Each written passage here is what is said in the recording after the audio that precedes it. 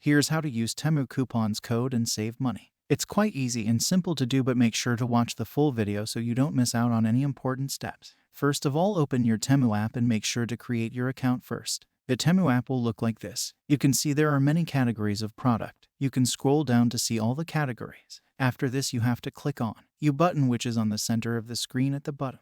Next window will look like this. Here you have to scroll down and then click on Coupons and Offers button. Here you have three options, that is, unused coupons, used coupons, and expired coupons. When you check all options one by one, you will find that you don't have any coupons to use for shopping. So if you have coupons, you have to just copy the coupons code. But I am using this coupons code, that is 74,447. You can also this coupon code to save money. Next, you have to come back to the home page of Temu app. Then type this code in the search bar on upper side of the screen. After this, you will see many products that is showing under this coupon code. You can use this coupon code and buy any product that will save your money. So in this way, you can use Temu coupons code and save money.